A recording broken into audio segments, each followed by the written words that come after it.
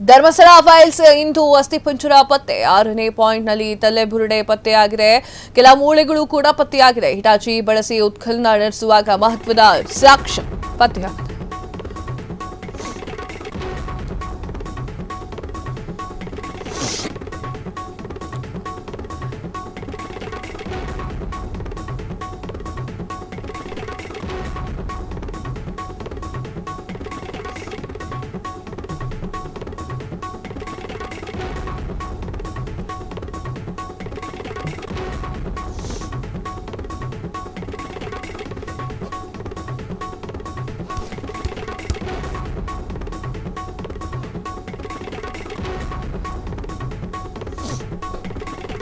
Dharmasthala files ಇಂದು ಅಸ್ಥಿಪಂಜರ ಪತ್ತೆ 6ನೇ ಪಾಯಿಂಟ್ನಲ್ಲಿ ತಲೆಬುರುಡೆ ಕೆಲ ಮೂಳೆ ಪತ್ತೆ. ಹಿಟಾಚಿಯನ್ನ ಬಳಸಿ ಉತ್ಖನನ ಮಾಡಬೇಕಾದ್ರೆ ಮಹತ್ವದ ಸಾಕ್ಷಿ ಪತ್ತೆಯಾಗಿದೆ.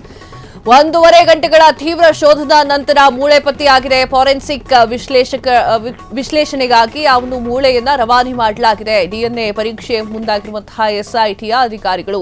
ವೀಕ್ಷಕರೇ, ಆ ಒಂದು ಮೂಳೆಯನ್ನ ನೋಡಿದಾಗ ಕೆಲವೊಂದಿಷ್ಟು ಜನ ಹೇಳಿದ್ರು ಏನು ಅಂತಂದ್ರೆ, ಅದರಲ್ಲೂ ಕೂಡ ನುಲಿತ ಡಾಕ್ಟರ್ ಹೇಳಿದ್ದು. ಯಾಕಂದ್ರೆ ಅವ್ರಿಗೆ ಕಸುಬು ಅವ್ರಿಗೆ ಗೊತ್ತಿರುತ್ತೆ, ಇದು ಆಲ್ರೆಡಿ ಪೋಸ್ಟ್ ಮಾರ್ಟಮ್ ಆಗಿರುವಂತಹ ಬಾಡಿಯ ತರ, ಅಂದ್ರೆ ಆ ಒಂದು ತಲೆಬುರುಡೆ ತರ ಇದೆ, ಅದು ಕರೆಕ್ಟ್ ಆಗಿ ಕಟ್ ಮಾಡಲಾಗಿದೆ ಅನ್ನುವಂತಹ ಮಾಹಿತಿಯನ್ನ ಹೇಳಿದ್ರು. ಅದಾದ ನಂತರ ಈಗ ಹೋಗಿ ನೋಡ್ಬೇಕು ಅದು ಯಾವ ರೀತಿಯದ್ದು, ಯಾರ್ದು ಡಿಎನ್ಎ, ಹೆಣ್ಣೋ ಗಂಡೋ, ಯಾವ ಇಸ್ವೆಲ್ ಸತ್ತಿರಬಹುದು ಅಂತ. ಹೇಗೆ ಸತ್ತಿರಬಹುದು ಅಂತ ಗೊತ್ತಾಗೋದು ಸುಳ್ಳು, ಆದರೆ ಯಾವ ವರ್ಷ ಸತ್ತಿದ್ದಾರೆ ಅನ್ನೋದು ಗೊತ್ತಾಗುತ್ತೆ. ಧರ್ಮಸ್ಥಳ ಫೈಲ್ಸ್ ಎಂದು ಅಸ್ಥಿಪಂಜರ ಪತ್ತೆಯಾಗಿರುವಂತದ್ದು. 6ನೇ ಪಾಯಿಂಟ್ನಲ್ಲಿ ತಲೆಬುರುಡೆ ಪತ್ತೆಯಾಗಿದೆ. ಕೆಲ ಮೂಳೆಗಳು ಕೂಡ ಪತ್ತೆಯಾಗಿದ್ದು, ಹಿಟಾಚಿಯನ್ನ ಬಳಸಿ ಉತ್ಖನನ ನಡೆಸುವಾಗ ಮಹತ್ವದ ಸಾಕ್ಷಿ ಪತ್ತೆಯಾಗಿದೆ. 1.5 ಗಂಟೆಗಳ ತೀವ್ರ ಶೋಧದ ನಂತರ ಮೂಳೆ ಪತ್ತೆಯಾಗಿದ್ದು, ಫಾರೆನ್ಸಿಕ್ ವಿಶ್ಲೇಷಣೆಗಾಗಿ ಆ ಒಂದು ಮೂಳೆಯನ್ನ ರವಾನೆ ಮಾಡಲಾಗಿದ್ದು, ಡಿಎನ್ಎ ಪರೀಕ್ಷೆಗೆ ಮುಂದಾಗಿರುವಂತಹ ಎಸ್ಐಟಿ ಅಧಿಕಾರಿಗಳು ದಿನಕ್ಕೊಂದು ಕ್ಷಣಕ್ಕೊಂದು ತೀರ್ಮಾನ ಪಡೆದುಕೊಳ್ತಾ ಇರುವಂತಹ ಧರ್ಮಸ್ಥಳ ಫೈಲ್ಸ್ ಪ್ರಕರಣ.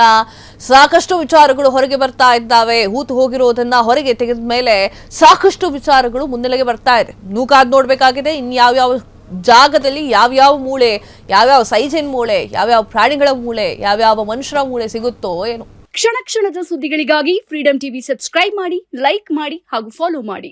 ಹೊಸ ಸುದ್ದಿಗಳ ನೋಟಿಫಿಕೇಶನ್ಗಾಗಿ ಬೆಲ್ ಐಕಾನ್ ಮೇಲೆ ಕ್ಲಿಕ್ ಮಾಡಿ.